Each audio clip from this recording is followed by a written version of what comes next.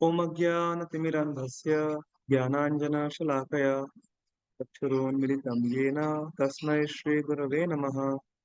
नमो विष्णुपादाय कृष्णप्रेष्ठाय भूतले श्रीमते भक्तिवेदान्त स्वामिनिति नामिने। नमस्ते सारस्वती देवे गौरवाणी प्रचारिणे निर्विशेष शून्यवादी पाश्चात्यदेशतारिणे। जय श्री कृष्ण चैतन्य प्रभु नित्यानंद श्री अद्वैत गदाधर श्रीवासादि गौर भक्तवृंद। हरे कृष्णा कृष्णा कृष्णा हरे हरे, हरे राम राम राम हरे हरे। हरे Krishna. So yesterday we had good discussion on the first verse of 1 minute. I will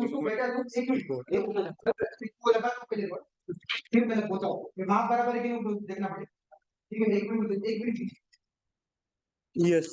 So I was telling yesterday we had good discussion from the book Laws of Nature. Yes. तो पहले मैं अपना स्क्रीन शेयर कर देता हूँ। I am sharing my screen.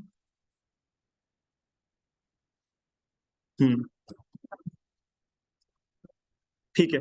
I hope आप लोग मेरा स्क्रीन देख पा रहे हो। Thank you for joining everyone. और कल हम लोगों ने प्रभुपाद के जो परपोर्ट्स है उसमें से देखा था कि जैसे प्रभुपाद जी बताते हैं कि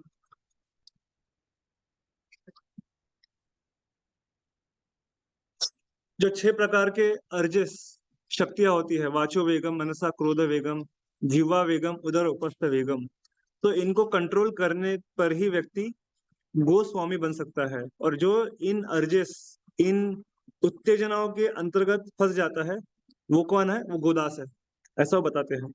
सो we have to control all this 6 urges.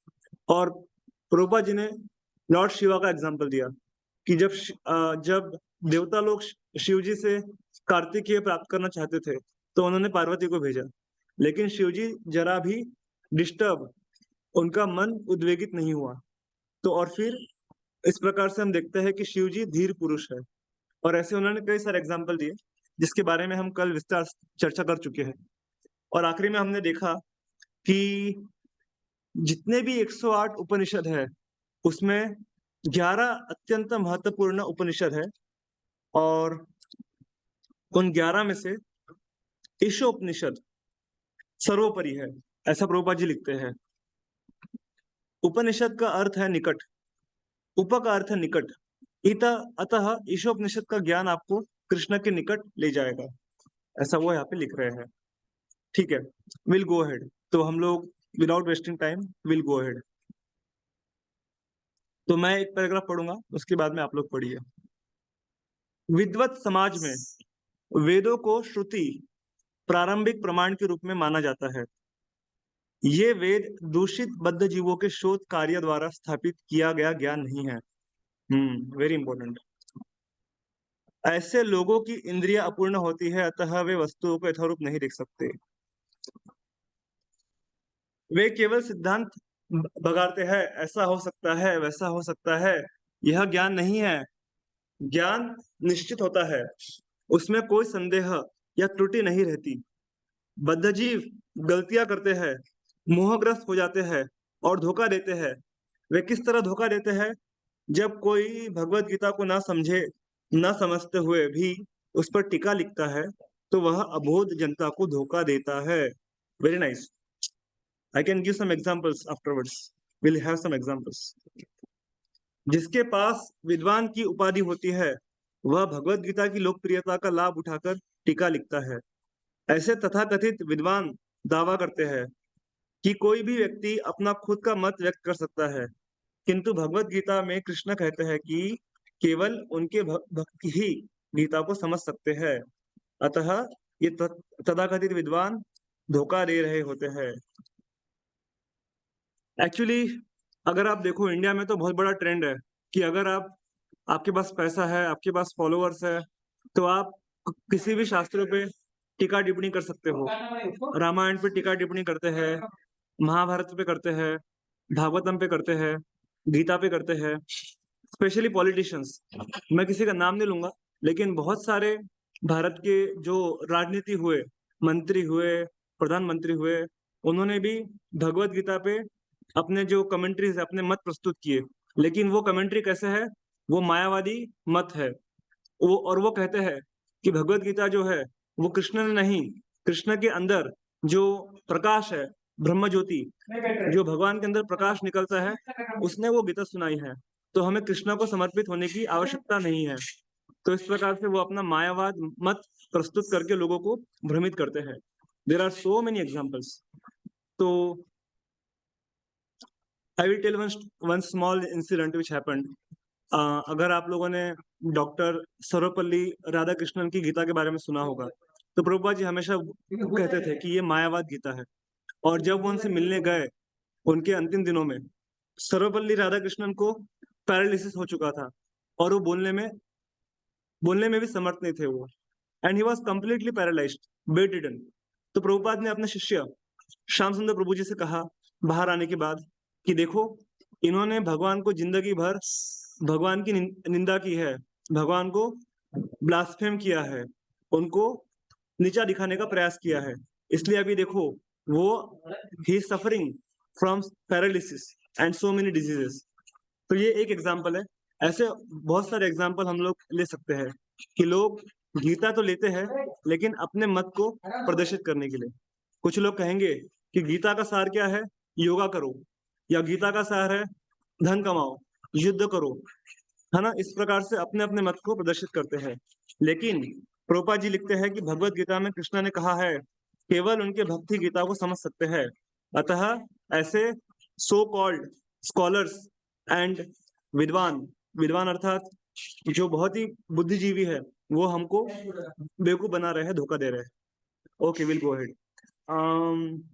तो अभिषेक प्रभु प्रभु जी, आप पढ़िए।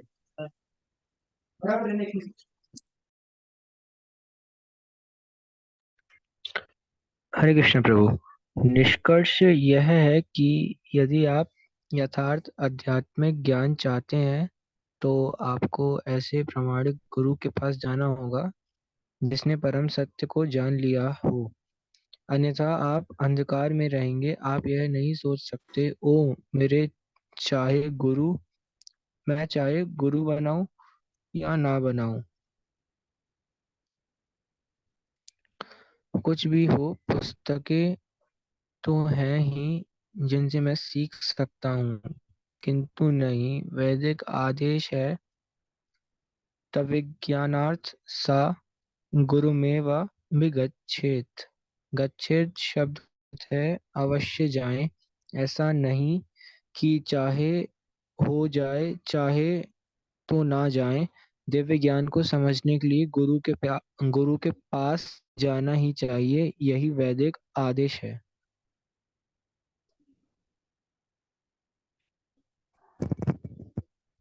यस, हरे कृष्णा। तो आपका आवाज नहीं आ रहा था, बट आई कुड हियर कि तत्व विज्ञानार्थम स गुरुम एवाभि गच्छेत। भगवत गीता के चौथे अध्याय के 37वें श्लोक में भगवान स्वयं कहते हैं कि तत्विद्धि प्रणिपातेन परिप्रश्नेन सेवया उपदेक्षन्ति ते ज्ञानम ज्ञानिनः तत्वदर्शिनः।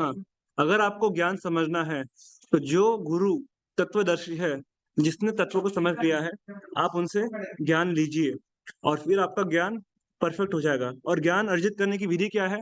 पहले आप उनकी सेवा कीजिए, फिर उनको नम्रता पूर्वक प्रश्न कीजिए, और फिर जब वो आपसे प्रसन्न होंगे तो वो आप पर ज्ञान, आपके ऊपर वो ज्ञान की कृपा करेंगे। तो ये हमें इस प्रकार से ज्ञान प्राप्त करने के लिए लालायित रहना चाहिए। Okay, Aditya Prabhu please read. Yes Prabhu ji. आपको दो बातें जाननी चाहिए, माया क्या है और कृष्ण क्या है, तभी आपका ज्ञान पूर्ण है। निसंदेह कृष्ण इतने अच्छे हैं कि यदि आप किसी भी तरह से पूर्ण शरणागत होते हैं तो आपको ज्ञान की खोज करने की आवश्यकता नहीं रहेगी। तब आप न केवल यह जान सकेंगे कि कृष्ण क्या है, अपितु आप स्वतः समझ जाएंगे कि माया क्या है। कृष्ण आपको भीतर से बुद्धि प्रदान करेंगे। प्रभु जी, इट मीन्स दिव्य ज्ञान हृदय प्रकाशिता, नो? हरे कृष्ण प्रभु। यस, कृष्ण आपको भीतर से बुद्धि प्रदान करेंगे। तो बताते हैं कि हमें क्या समझना है, माया और कृष्ण में भेद, तभी हमारा ज्ञान पूर्ण माना जाएगा। और यदि हम ऐसा नहीं करते हैं तो क्या होगा, हमारा ज्ञान माया उसको ढक लेगी। आप ना केवल यह जान सकेंगे कृष्ण क्या है, अभी तो आप स्वतः समझ जाएंगे कि माया क्या है। तो ये हमें समझना बहुत आवश्यक है कि दोनों में भेद समझना अत्यावश्यक है। Okay, next someone can read वो ऑल वी हैव। शुभम प्रभु पढ़िए। हरे कृष्ण। अतः गुरु तथा कृष्ण दोनों की कृपा से मनुष्य भक्ति में सेवा अपनाता है। सो कैसे उनकी कृपा समांतर पटरियों पर चलती है। यदि आपको वे कोई गुरु नहीं मिले हैं किंतु आप निष्ठावान हैं तो कृष्ण आपके प्रमाणिक गुरु के पास पहुंचा देता है।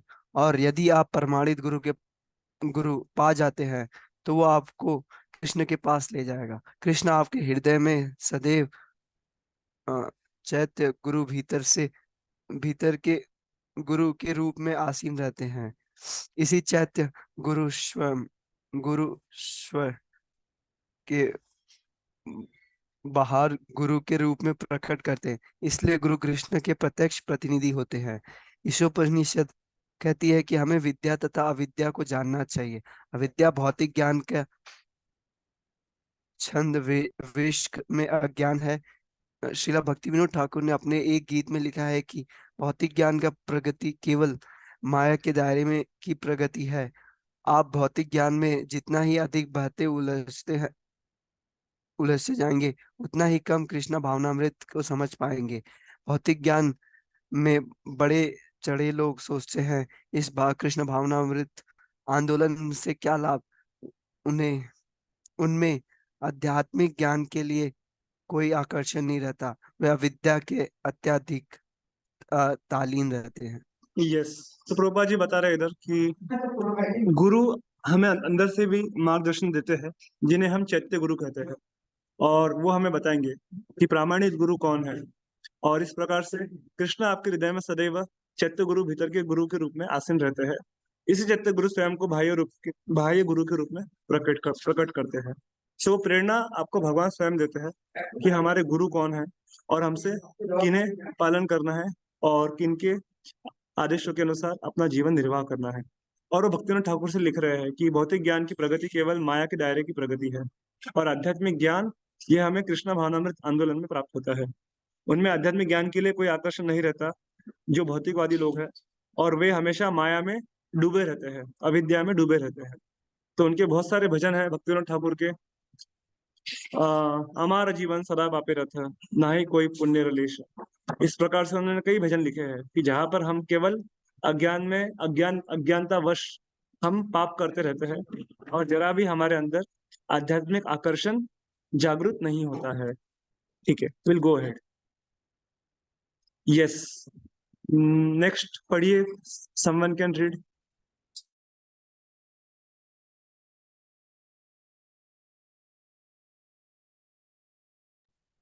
आई थिंक नीरव प्रभु आप पढ़िए।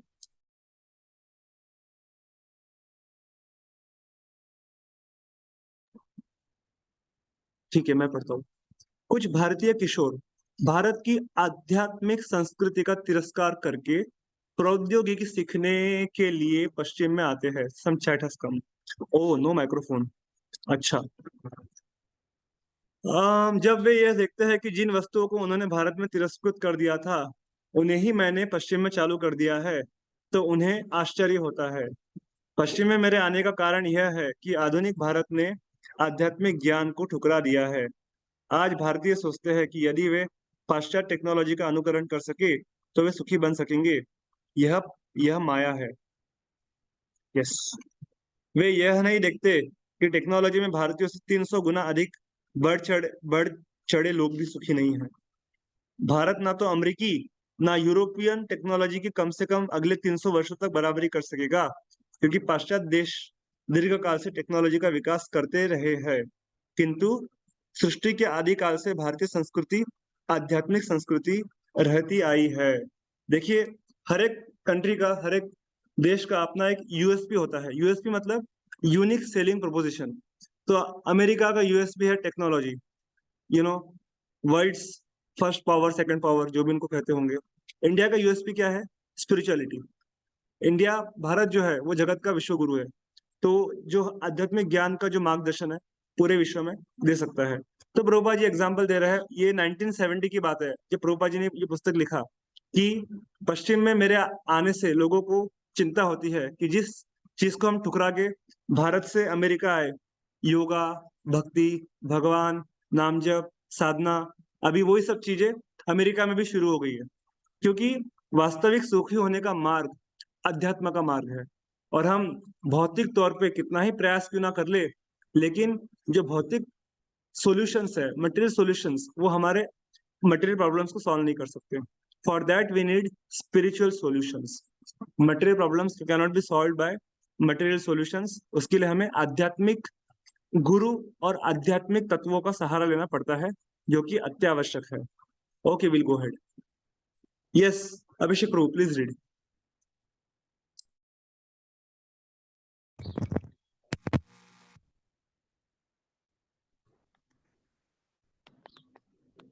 विद्या या सच्चा आध्यात्मिक कृष्णा, ज्ञान प्रौद्योगिकी पर निर्भर नहीं होता। श्रील व्यास देव वैदिक ज्ञान के आदि गुरु हैं। वे किस तरह रह रहे थे? बदरिकाश्रम में, एक कुटी में। लेकिन उनके ज्ञान को तो देखिए। उन्होंने अनेक पुराण लिखे जिनमें श्रीमद् भागवत सम्मिलित है। उन्होंने ही वेदांत सूत्र तथा महाभारत भी लिखे हैं। यदि आपको व्यासदेव द्वारा लिखित हर पंक्ति पढ़नी हो तो आपका सारा जीवन लग जाएगा।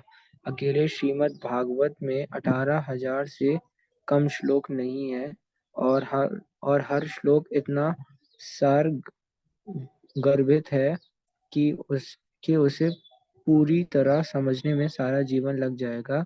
यह है वैदिक संस्कृति। कि देखिए, चाणक्य का एग्जाम्पल आता है, आप लोगों ने भी सुना होगा। जब चाइनीज फिलोसोफर चाणक्य से मिलने आए थे, तो उनको बताया गया कि एक झोपड़ी है, झोपड़ी के अंदर 2 दिए जल रहे होंगे, आप वहां जाइए, और जो व्यक्ति वहां बैठ के अपना पुस्तक लिख रहा है वो आपका प्रश्न का उत्तर देंगे। तो वो गए और उन्होंने देखा कि एक झोपड़ी के अंदर एक व्यक्ति बैठा है, उसने केवल उत्तरी और धोती पहना है। और जब उन्होंने उनसे प्रश्नोत्तर किए तो उनको उनके सारे प्रश्नों का उत्तर प्राप्त हो गया। तो ही वॉज सरप्राइज्ड, ये व्यक्ति कौन है? तो उन्हें पता चला कि ये चाणक्य है, he is Chanakya, very expert. तो प्रभुपा जी बता रहे हैं कि जो वास्तविक ज्ञान है वो मटेरियल एडवांसमेंट, जैसे यहाँ पे उन्होंने प्रौद्योगिकी का इस्तेमाल किया, टेक्नोलॉजी के ऊपर डिपेंडेंट नहीं है, वो हमारे स्पिरिचुअलिटी के ऊपर डिपेंडेंट है। तो वो बारंबार इसका एग्जाम्पल देते हैं। व्यासदेव का एग्जाम्पल दिया है। व्यासदेव जी स्वयं एक बद्री वृक्ष के नीचे रहा करते थे और वहीं पे उनका आश्रम था।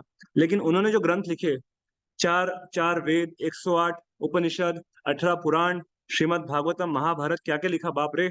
तो वो पढ़ने के लिए हमारा पूरा जीवन निकल जाएगा। लेकिन वो किस तरह से रहते थे? बहुत सरल जीवन रहते थे।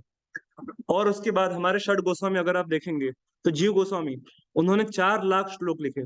Can you imagine 4 lakh shlokas in Kalyuga, just few years before. और उसके लिए पूरा एक डिपार्टमेंट है। अगर आप बनारस हिंदू हिंदू यूनिवर्सिटी में जाएंगे तो जीव गोस्वामी रिसर्च इंस्टीट्यूट करके पूरा डिपार्टमेंट है उनके श्लोकों को पढ़ने के लिए। उन्होंने जो षट संदर्भ लिखे हैं और जो कुछ लिखा है उसको समझाने के लिए एक पूरा डिपार्टमेंट है। और वो कैसे रहा करते थे? गोवर्धन, वृंदावन, यहाँ पर पेड़ों के नीचे रह रह के उन्होंने इतने जो ड्राई लीव्स होते हैं, सूखे पत्ते, उसके ऊपर उन्होंने 4 लाख श्लोक लिखे।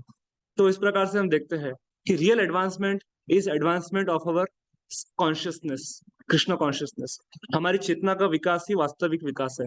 बाकी भौतिक विकास जो हम करते हैं, करने का प्रयास करते हैं, वो हमें लंबे समय तक सहायता नहीं करेगा। लेकिन जो चेतना का विकास करता है वो भगवत धाम लौट सकता है। आगे बढ़ेंगे।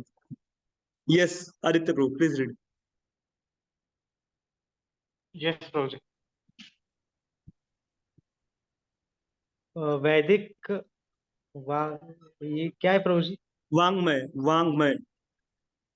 वैदिक वाङ्मय में जो ज्ञान निहित है, न केवल आध्यात्मिक ज्ञान अपितु भौतिक ज्ञान भी वह अतुलनीय है। वेदों में खगोल विज्ञान, गणित एवं अनेक अन्य विषयों की चर्चा है। ऐसा नहीं है कि प्राचीन काल में विमान नहीं थे। पुराणों में इनका उल्लेख किया गया है। ये विमान इतने सुदृढ़ तथा तेज होते थे कि वे आसानी से अन्य ग्रहों तक जा सकते थे। ऐसा नहीं है कि वैदिक युग में भौतिक ज्ञान की उन्नति नहीं हुई थी। उन्नति थी, लेकिन तब लोग इसे इतना महत्वपूर्ण नहीं मानते थे। उनकी रुचि आध्यात्मिक ज्ञान में थी। अतः मनुष्य को जानना चाहिए कि विद्या ज्ञान क्या है और अविद्या क्या है। यदि हम अविद्या अर्थात भौतिक ज्ञान में प्रगति करेंगे तो हमें बारंबार जन्म लेना तथा मरना होगा। इतना ही नहीं, इसकी कोई गारंटी नहीं कि आपका अगला जन्म क्या होगा। यह आपके हाथ में नहीं है। आज आप अमेरिका अमेरिकी होने के नाते सुखी है, किंतु इस शरीर को त्यागने के बाद आपका कोई आदेश नहीं चलेगा कि मुझे फिर से अमेरिकी शरीर प्रदान कीजिए। हाँ, आपको अमेरिकी शरीर प्राप्त हो सकता है, किंतु यह एक अमेरिकी गाय का हो सकता है। तब तो आपके भाग्य में कसाई घर जाना लिखा है।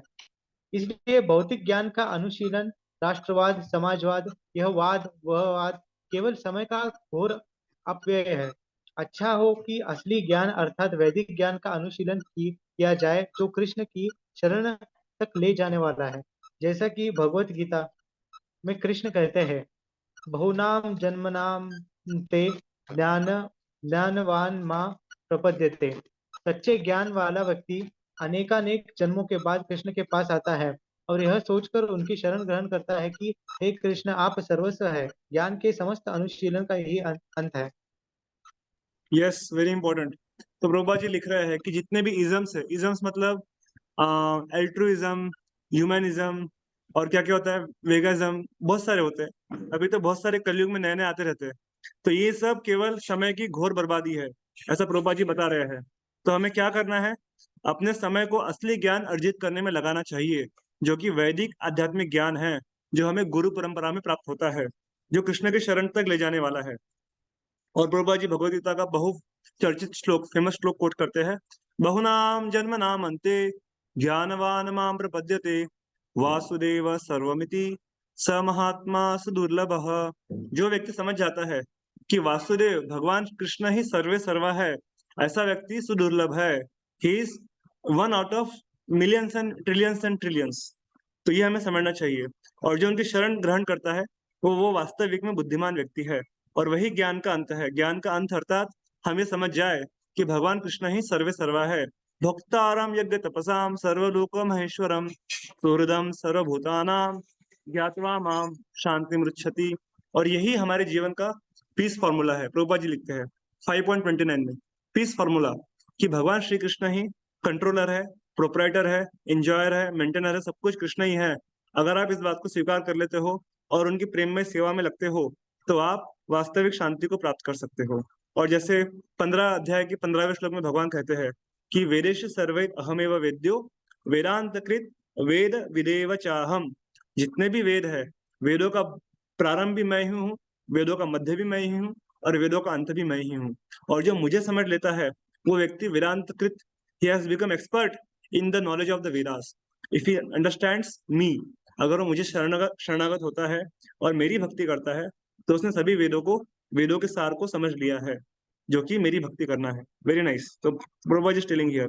और बाकी जितने भी बकवास है कि मैं भारतीय हूँ, मैं अमेरिकन हूँ, मैं स्त्री हूँ, मैं पुरुष हूँ, मैं इंजीनियर हूँ, मैं डॉक्टर हूँ, ये सब हमारे शारीरिक उपाधियां है। This are all bodily designations. जीवात्मा का एक ही आध्यात्मिक उपाधि है। जीव कृष्णदास यही विश्वास कर ले तो आर दुख नहीं, कि मैं भगवान श्री कृष्ण का नित्य दास हूँ। और अगर मैं इस बात को स्वीकार करूं, तो मेरे सारे दुखों का अंत हो जाएगा। हरे कृष्णा। स्वराज प्रभु, साइन ऑफ करो ना, बहुत आवाज कर रहा है। ठीक है, तो ये बात समझना बहुत आवश्यक है कि भगवान श्री कृष्ण ही सब कुछ है। भगवान श्री कृष्ण हमारे प्राणधन है, और कृष्ण की सेवा करना ही जीवन का परम लक्ष्य है। प्रभुपाद जी का एग्जाम्पल देता हूं मैं हमेशा। जब प्रभुपाद जी अपने गुरु महाराज से मिले, तो प्रभुपाद ने कहा कि अभी हमारा देश ये अंग्रेजों के पराधीन है, तो देश को आजाद कराना ये हमारा कर्तव्य है और यही हमारा मिशन होना चाहिए। तो उनके गुरु महाराज ने कहा, देखो, चाहे आज कांग्रेस सत्ता में हो या गांधी हो या कल नेहरू आ जाए या कोई आ जाए, जो भौतिक समस्या है, जन्म मृत्यु जरा व्याधि, उसका अंत कभी नहीं हो सकता। तो देश को आजादी दिलाना हमारा कर्तव्य हो सकता है, अवश्य ही, लेकिन कृष्ण भक्ति का प्रचार करना ये हम सबका परम कर्तव्य है। So there are lower duties, there are topmost duties. So practicing Krishna consciousness and preaching Krishna consciousness is our topmost duty. तो हमें उस पर फोकस करना है। और जब आप जड़ों में पानी डालोगे तो क्या होगा, हर वृक्ष के जो डालियां है, पत्ते हैं, फ्लावर्स है, सबको पानी मिल जाएगा। आप कृष्ण की भक्ति कीजिए, सभी जो कि देश की समस्या है, पारिवारिक समस्या है, सब कुछ अपने आप हल हो जाएंगी। Just surrender unto Krishna and Krishna will take care of everything. और जब उन्होंने सुना इस बात को तो प्रभुपाद ने स्वीकार किया कि यही मेरे गुरु है और मैं इन्हें अपना गुरु स्वीकार करता हूँ। और फिर 11 वर्षों के बाद इलाहाबाद में उन्होंने उनसे दीक्षा प्राप्त की। तो इसलिए ये समझना आवश्यक है कि वास्तविक ज्ञान आध्यात्मिक ज्ञान है और बाकी जो हमें ज्ञान दिया जाता है स्कूल्स, कॉलेजेस, यूनिवर्सिटी में, वो सब अज्ञान है। It is all material education and most important is spiritual education. इसके ऊपर हम लोग काफी चर्चा कर चुके हैं। So will go to the next topic, ब्रह्म के श्वेत प्रकाश से परे। तो ये इसका जो कॉन्टेक्स्ट है वो ब्रह्म ज्योति के ऊपर है कि ब्रह्म ज्योति से परे अगर किसी को जाना है वैकुंठ जगत में, जैसे आज हमने सुबह भी चर्चा की, तो उसके लिए क्या करना होगा। तो let us read ahead. Shubham Prabhu please read. Hare Krishna.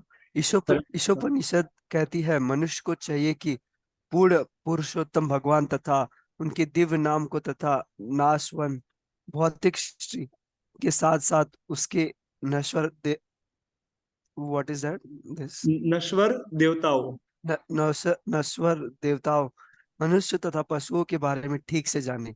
जब वह इन्हें जान लेता है तो वह मृत्यु तथा उनकी उसी के साथ इसी अस्थाई विराट प्रकट को पार कर जाता है और ईश्वर के शाश्वत साम्राज्य में पहुंचकर अनंतता ज्ञानमय शाश्वत जीवन को भोग करता है। हे प्रभु, हे समस्त जीवों के पालन करता, आपका असली मुखमंडल चौंधा चौंधा देने वाले, चौंधा दे चौंधा चौंधा देने वाले तेज से आच्छादित है। कृपया इस आवरण को हटा लीजिए और शुद्ध भक्तों को अपना दर्शन दीजिए। Very important. इस पर तो ये जो श्लोक है ये ईशोपनिषद का श्लोक है और इसमें वो बोल रहे हैं कि भगवान का जो स्वरूप है, वो उनका जो ब्रह्म तेज होता है ना, जिसे हम ब्रह्म ज्योति कहते हैं, वो भगवान के शरीर की आभा है। तो उसके कारण व्यक्ति भगवान को देख नहीं सकता। तो डिवोटी बोल रहे हैं यहाँ पे कि हे प्रभु, आपका जो प्रकाशमय है, जो आपके शरीर को आवृत कर रखा है, आप उसे प्लीज मेरी दृष्टि से हटा दीजिए ताकि मैं आपका जो आ, मुख का दर्शन है वो कर सकूं। तो इस प्रकार से डिवोटी भगवान को प्रार्थना करते हैं। Join join. Yes yes, no problem. Hare Krishna. So let me show you the verse, very important verse. तो ये वर्स काफी इंपॉर्टेंट है। I am stop sharing my screen. Let me share the verse also, क्योंकि ये बहुत जरूरी है, इंपॉर्टेंट वर्स है। ओके, मैं अपना वेदावेस शेयर करता हूँ। तो जब भी मुझे कुछ स्क्रिप्चरल रेफरेंस चाहिए होता है, हरे कृष्णा भाग्यलक्ष्मी माता ji, Hare Krishna all devotees once again, thank you for joining. तो मैं हमेशा वेदाबेस खोल के वहां से अपना रेफरेंस ले लेता हूँ। तो वेदाबेस में आपको प्रभुपाद जी के सारे बुक्स मिल जाएंगे। जो लोग नहीं जानते हैं वो लोग वेदाबेस.io में जाके चेक कर सकते हैं।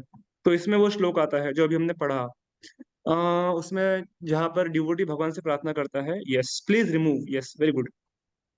देखिए, पुष्यन् एकर्ष यम सूर्य प्रजापत्य व्यूह रश्मिन् समूह तेजो यत्ते रूपम कल्याण तमम तत्ते पश्यामि योसाव असौ पुरुषः सोहम अस्मि।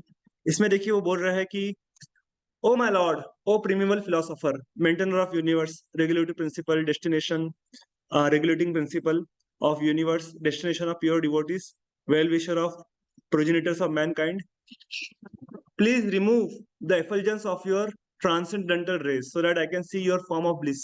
You are the eternal supreme personality of Godhead, like unto the sun as am I. तो प्रभुपाद जी उसमें ये फेमस श्लोक कोट करते हैं, चिंतामणि प्रकरसद्म शुकल्प वृक्ष लक्षावृतेषु सुरभिर अभिपालयन्तम लक्ष्मी सहस्र शत संभ्रम सेव्यमानम गोविंदमादि पुरुषम तमहम भजामि। कि भगवान श्री कृष्ण ही सभी पुरुषों के आदि पुरुष है और उनका जो धाम है वो कैसा धाम है, चिन्मय जगत, चिंतामणि। वहां पर हर एक पेड़ पौधा सब कुछ चिंतामणि है और वहां की रज धूलि भी चिंतामणि है जो आपकी सभी इच्छाओं को पूरी कर सकती है। प्रभुपाद जी ने लॉन्ग लॉन्ग परपट लिखा है, लेकिन बोलने का अर्थ यह है कि जो योगी जन होते हैं, योगी और ज्ञानी, उनके लिए भगवान निराकार स्वरूप में दिखते हैं, उनको सिर्फ प्रकाश दिखता है जो कि निराकार है, नो फॉर्म। इसलिए वो कहते हैं कि भगवान कैसे है, भगवान निर्गुण है। और जो अष्टांग योगी होते हैं, जिन्होंने अपने हृदय में परमात्मा का दर्शन किया है, वो वैकुंठ में चतुर्भुज नारायण का दर्शन कर सकते हैं।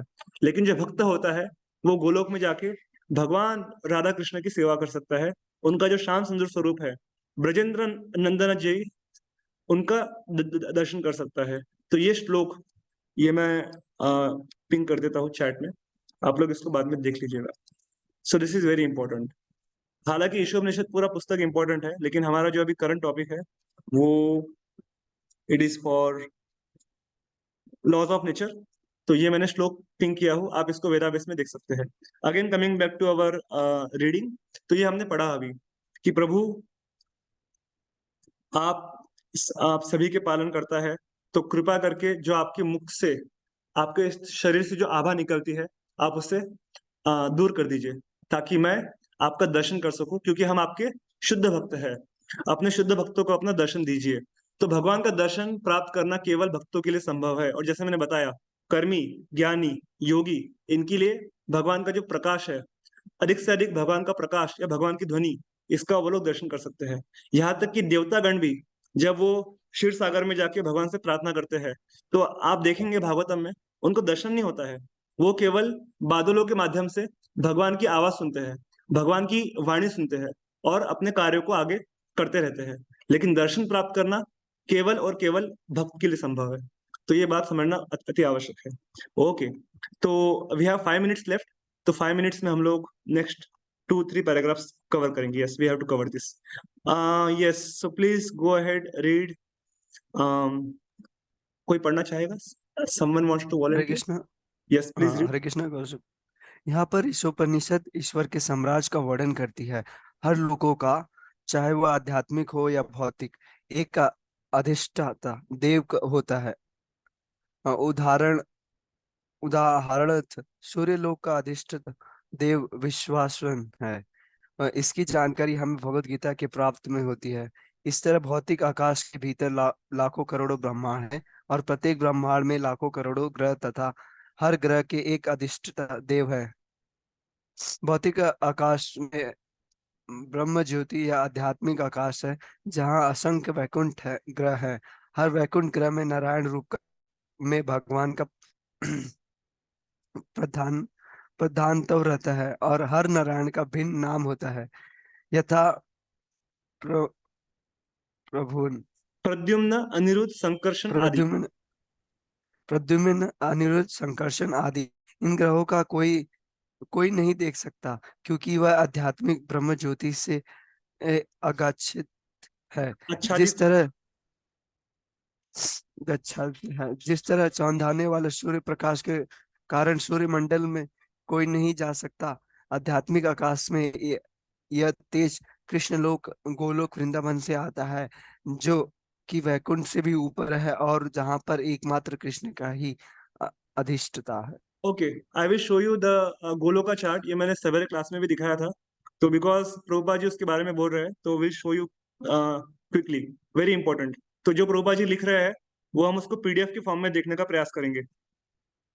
Where is the Goloka chart? ये मैंने सवेरे क्लास में भी दिखाया था, इट्स वेरी इंपॉर्टेंट। और थैंक्स टू प्रभुपाद डिसाइपल्स, कितना मेहनत किया होगा उन लोगों ने, सोचिए उस चार्ट को तैयार करने में, जिसका आज हम लोग लाभ ले पा रहे हैं। yes, it's here. क्या आप लोग देख पा रहे हैं? This is the Goloka chart, very important. ये अपने बीवाईसी में भी है, बीवाईसी में आप लोगों ने देखा होगा, थोड़ा पुराना हो गया वो, बट यहाँ पर आप क्लियरली देख सकते हो। तो जो भगवान के पार्षद है अनंत शेष, कृष्णा फर्स्ट एक्सपांशन बलदेव, उनसे शेष जी प्रकट होते हैं। वो सब कुछ अपने शेष के जो शेषनाग के जो सिर है उस पे धारण किए हुए है। तो यहाँ पे सब कुछ दिया है, जो नीचे के लोअर प्लानेटरी सिस्टम से पाताल लोक तक, ब्रह्म लोक तक सब कुछ दिया है। और फिर जो प्रभुपा जी बता रहे प्रकाश के बारे में, राइट? देखिए प्रकाश, ये जो ब्रह्म ज्योति का प्रकाश है वो यहाँ पे क्लियरली लिखा है, दिस इज कृष्णास एफल्जेंस। ये सब कृष्ण से आता है। ये ब्रह्मांड और ब्रह्मांड में जितना आप प्रकाश देख रहे हो सब कुछ कृष्ण से प्रकाशित होता है। और आगे देखेंगे, आप ऐसे ऊपर जाओगे तो ये वास्तव में हमारा लक्ष्य है, गोलोक वृंदावन। जैसे हमने जो श्लोक पढ़ा, चिंतामणि प्रकर सद्मशु कल्प वृक्ष, तो ये हमारा लक्ष्य है। I want to go back home, back to godhead. और इसमें भी बहुत सारे लेवल्स है, जैसे आज मैं बता रहा था। आप डायरेक्ट वैकुंठ से गोलोक में नहीं जा सकते, उसके पहले आपको अयोध्या, द्वारिका, जगन्नाथपुरी, मथुरा, मायापुर, और फिर गोकुल, फिर गोलोक, फिर गोवर्धन, और आखिरी में राधा कुंड, ऐसे करके टॉप मोस्ट राधा कुंड है एज पर रूप गोस्वामी। उसके आगे कुछ नहीं है। तो ये जो प्रकाश निकलता है ना, ये जो प्रकाश दिख रहा है आप लोगों को, ये ज्ञानी और योगियों का लक्ष्य है। दे मर्ज इनटू ब्रह्मन इफल्जेंस। और जब ब्रह्म ज्योति में करोड़ों वर्ष रहने के बाद वो लोग पक जाते हैं, बोर हो जाते हैं, तो वापस वो धरती पे आते हैं, तपस्या करते हैं, और अगर किसी भक्त की कृपा होती है तो भक्ति मार्ग में लग के वो लोग भगवत धाम जा सकते हैं। लेकिन ये प्रकाश कहाँ से आता है? दिस प्रकाश ब्रह्म ज्योति कृष्णास एफल्जेंस, ये मैं दिखाना चाहता था। और इसके आगे भी बहुत कुछ है, सब कुछ प्रकाश से ढका हुआ है। और ये कौन देख सकता है? भक्त लोग, बस, डेट्स ऑल। अगर योगी प्रवेश भी करता है तो ऐसा जरूरी नहीं है कि उसको सभी ग्रहों का दर्शन होगा, जहाँ नरसिंहदेव विराजमान है, कल्कि विराजमान है, बुद्धा है, नहीं। वो डिपेंड करेगा उसके लेवल ऑफ कॉन्शियसनेस पे। और भगवान के जो इनकारनेशन है, कारणो दक्षाय विष्णु, गर्भो दक्षाय विष्णु, शिरो दक्षाय विष्णु, ये सब वैकुंठ जगत से आते हैं। तो ये मैं दिखाने का प्रयास कर रहा था। So this is very important, very important. तो इससे हम लोग समझ सकते हैं, वी कैन कनेक्ट। तो जो डिवोटी आज प्रार्थना कर रहे थे, वो ईशोपनिषद में कहते हैं कि ये जो आपका ब्रह्म प्रकाश है भगवान, उसको हटाइए, क्योंकि हम आपके शुद्ध भक्त है, हम आपका दर्शन करना चाहते हैं। Okay, we have 1 minute less than a minute, तो हम यहीं पे विराम देंगे। Thank you all very much for joining. तो आध्यात्मिक आकाश में यह तेज कृष्ण लोक गोलोक वृंदावन से आता है, जो कि वैकुंठ से भी ऊपर है, और जहाँ पर एकमात्र कृष्ण ही अधिष्ठाता है। Oh, question has raised, but sorry, इसमें 40 मिनट का टाइमर होता है, तो meeting will end now, but no worries, we can take question separately. और जो आगे के चैप्टर्स है वो हम लोग कल कंटिन्यू करेंगे 4 o'clock। So please join again tomorrow evening 4 PM to 4:40 PM। So every day we have for 40 minutes, और जब मीटिंग एंड होता है ऑटोमेटिकली, तो we also end our session. इसका